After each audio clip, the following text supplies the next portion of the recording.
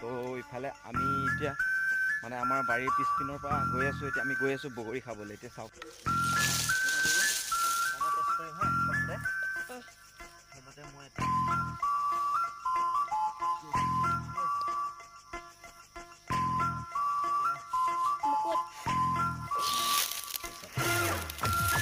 একেলগতে পাই গ'লে বেয়া নহ'ব। ঠিক আছে, এইটো মই ভাৰ্গৱক দি দিলোঁ। এই মুখতে দিব লাগিব।